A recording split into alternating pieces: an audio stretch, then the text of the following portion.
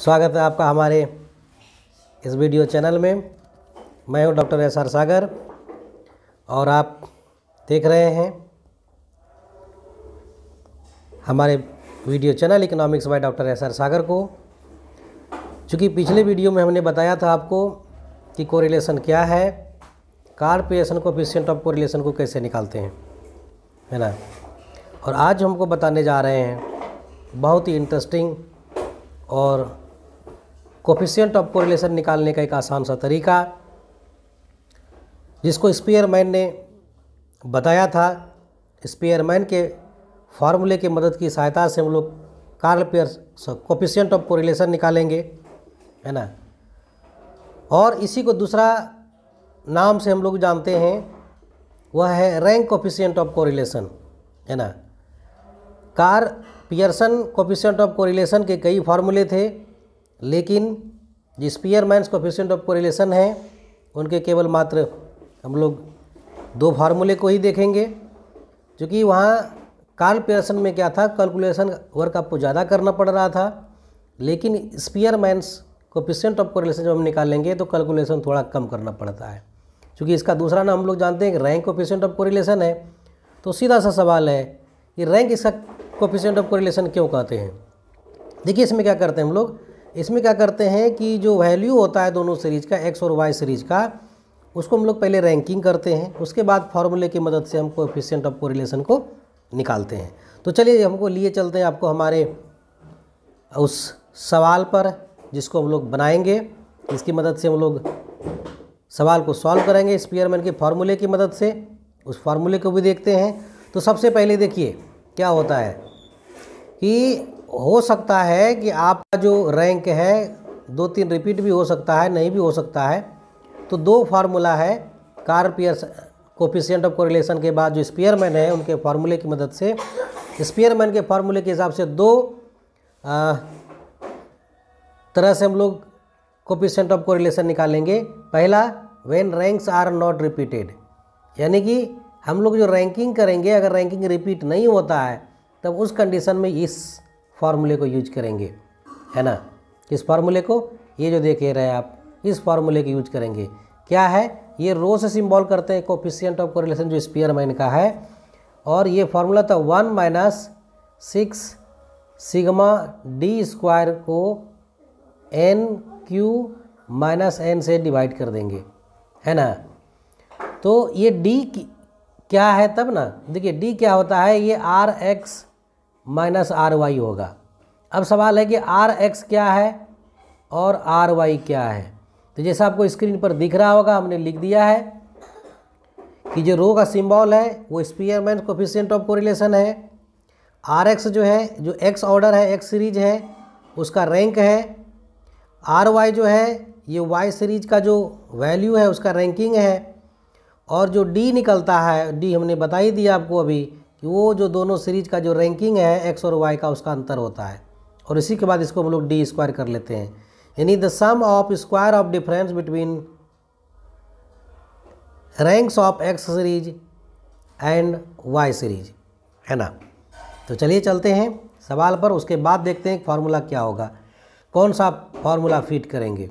जैसे हम एक सवाल लेके चलते हैं आपके सामने में। ये देखिए सवाल है आपका, ये कह रहा है calculate Spearman coefficient of correlation from the following data. ये जो डेटा है इसकी मदद से हम क्या करेंगे, कोएफिशिएंट ऑफ कोरिलेशन किसका निकालेंगे, स्पीयरमैन का, है ना। कैसे निकालेंगे, तो चलिए चलते हैं। जैसे देखिए सवाल यहाँ पर है, ये देखिए X सीरीज में है 75, 88, 95, 70, 60, 80, 81, 50। Y सीरीज में है 120, 134, 150, 115, 110, 140, 142, 100, है ना। तो इसका हम कोएफिशिएंट ऑफ कोरिलेशन स्पीयरमैन के फार्मूले की मदद से कैसे निकालेंगे। तो सबसे पहले इसको हम रैंकिंग करते हैं, है ना। रैंकिंग करते हैं। रैंकिंग करने के पहले भी हम जो है आपको वो जब रैंक रिपीट करेगा उस फार्मूले को दिखाते हैं, है ना। पहले रैंकिंग कर लेते हैं, तब हम फार्मूला दिखाते हैं कौन फार्मूला फिट होगा। तो ये जो आपस में X और Y जो है, X वाला जो है उसको हमने यहाँ रख लिया, Y वाला जो सीरीज है उसके Y के वैल्यू को रख लिया, है ना। अब क्या करेंगे, दोनों सीरीज के वैल्यू को रैंकिंग करेंगे। रैंकिंग जो एक्स सीरीज का होगा उसके रैंकिंग को आर एक्स देंगे, और वाई सीरीज का जो होगा उसका रैंक को हम आर वाई देंगे, है ना। तो सबसे पहले चलते हैं एक्स सीरीज का, क्या करते हैं, एक्स सीरीज का रैंकिंग चलते हैं, है ना। एक्स सीरीज में देखिए ये 75, 88, 95, 70, 60, 80, 81, 50। तो हम क्या रैंकिंग कैसे करेंगे, देखिए या तो आप सबसे बड़े वाले वैल्यू को फर्स्ट रैंक दीजिए या फिर सबसे छोटे वाले वैल्यू को फर्स्ट रैंक दीजिए, है ना। जिसको भी देना है आपको जैसा आसान लगे वैसे। तो हम यहाँ लेके चलते हैं कि सबसे बड़ा वैल्यू जो है उसको हम क्या करेंगे, रैंक 1 देंगे। तो एक्स सीरीज वाला हम देखिए सबसे बड़ा वैल्यू कौन है, आप देखिए 95 मान के चलते हैं। अब चेक कर लीजिए क्या इससे ही बड़ा कोई है क्या, 95 मान लेते हैं। 95 और कहीं है इस सीरीज में, नहीं है। तो 95 को हम 1 रैंक दिए, है ना। क्या दिए, 1 रैंक दिए। कितना रैंक दिए रहे 95 को, 1, है ना। उसके बाद 95 के बाद कौन सा है, देखिए 95 के बाद सबसे बड़ा कौन सा है, खोजिए। देखिए 88 होगा, ये भी देख लीजिए कि 88 रिपीट तो नहीं हुआ, नहीं हुआ, इसको सेकंड रैंक दिए, है ना। उसके बाद देखिए 88 के बाद जो है सबसे छोटा कौन है, ये देखिए 80, सॉरी सबसे बड़ा कौन है, 80 है, इससे बड़ा 81 है ना। तो 81 जो है इसको देखिए कहीं रिपीट तो नहीं हुआ है, नहीं हुआ है। तो चलिए इसको तीसरा रैंकिंग दिए। उसके बाद देखिए ये 80 है सबसे बड़ा, तो इसको 4th रैंक दिए। इसी तरह से हम रैंकिंग करते चले जाएंगे।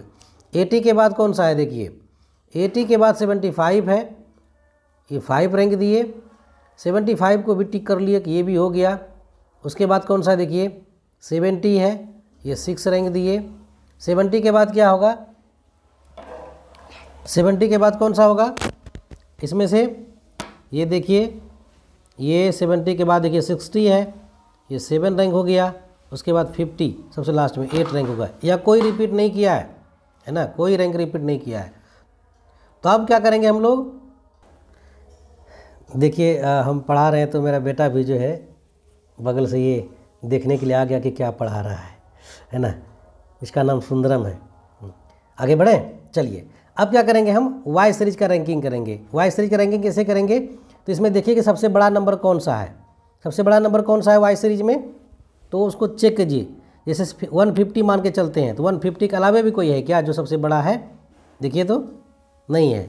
तो 150 को फर्स्ट रैंक दिए, ठीक है।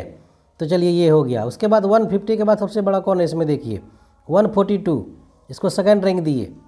उसके बाद 140 देखिए थर्ड रैंक दिए। ये भी देखना है कि कोई रिपीट तो नहीं हो रहा है, थर्ड रैंक। 140 के बाद सबसे बड़ा कौन सा है, 134, इसको 4 रैंक दिए। उसके बाद 134 के बाद सबसे बड़ा कौन है, देखिए 120, इसको 5 रैंक दिए। 120 के बाद सबसे बड़ा कौन सा है, 115, इसको 6 रैंक दिए। इसके बाद सबसे बड़ा 110 है, 7 रैंक दिए। और इसके बाद जो बचा है वो 100, ये 8 रैंक दिए, है ना। अब क्या करना है, अब डी निकालना है। दोनों रैंक जो एक्स और वाई का उसको माइनस कर देना है, यानी एक्स का रैंक और वाई का रैंक दोनों को माइनस कीजिए। यह कितना होगा, ये देखिए 5 में 5 घटा, ये एक्स का रैंक वाई का रैंक, तो 0 बचा। 2 में 4 घटा, कितना बचा, -2। ये देखिए 1 में 1 घटा, 0। 6 में 6 घटा, 0। 7 में 7 घटा, 0। 4 में 3 घटा, 1। 3 में 2 घटा, 1। 8 में 8 घटा, कितना बचा, 0। इस तरह से हमने डी निकाल लिया। अब क्या करना, डी स्क्वायर निकालना है। तो डी को स्क्वायर कर दिए, 0 का स्क्वायर 0, -2 का स्क्वायर +4, ये भी 0, ये भी 0 होगा 0, ये 1 का स्क्वायर 1, 1 का स्क्वायर 1, 0 का स्क्वायर 0, है ना। अब देखिए क्या है, हमको सिग्मा डी स्क्वायर करना है। ये डी स्क्वायर है, ये वाला कॉलम सबको जोड़ लीजिए, 4 1 5 1 6। तो सिग्मा डी स्क्वायर कितना हुआ, सिग्मा डी स्क्वायर कितना हो गया भाई, ये 6 हो गया, ठीक है। अब यहाँ पर हम क्या करेंगे, ये भी देखना है कि हमको एन यहाँ पर कितना है, कितना आइटम है। तो काउंट कर लीजिए कितना आइटम है भाई, कितना आइटम है, काउंट कीजिए। First, second, third, fourth, 5th, 6th, 7th, 8th। तो एन यहाँ 8 है, ठीक है। ध्यान रखिएगा एक्स में जितना रहेगा उतना वाई में भी रहेगा, वाई भी 8 होगा। 1 2 3 4 5 6 7 8, दोनों बराबर बराबर रहता है। तो n 8 हो गया। रैंक आपका कोई रिपीट किया है? कोई रिपीट नहीं हुआ। तो यहाँ हम क्या करेंगे, कौन सा फार्मूला लगाएंगे कोफिशिएंट ऑफ कोरिलेशन का? देखिए क्या होगा, 1 माइनस 6 सिग्मा डी स्क्वायर को डिवाइड करेंगे एन क्यू माइनस एन से, है ना। तो सिग्मा डी स्क्वायर कितना है ऊपर में? सिग्मा डी स्क्वायर है आपका 6, एन है आपका 8, है ना।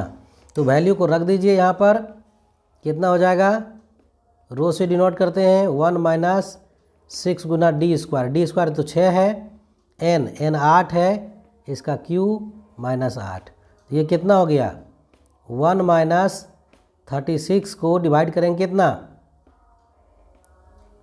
512 माइनस 8।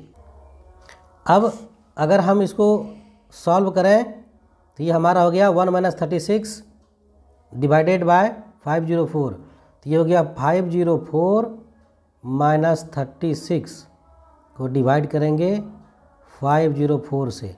अब डिवाइड करके देख लीजिए कितना होता है, कितना बचा ऊपर में, 504 में 36 को माइनस कर लीजिए कितना हुआ, देखिए।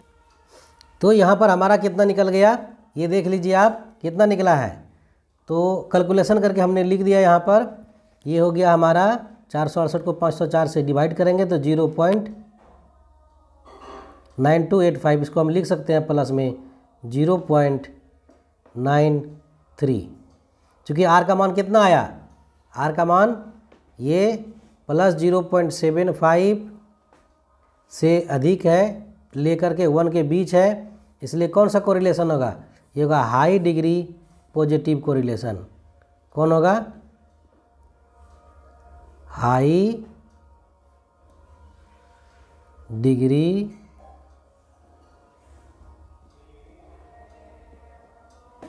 पॉजिटिव कोरिलेशन, है ना। तो ये हो गया हमारा स्पीयरमैन का कोफिशिएंट ऑफ कोरिलेशन।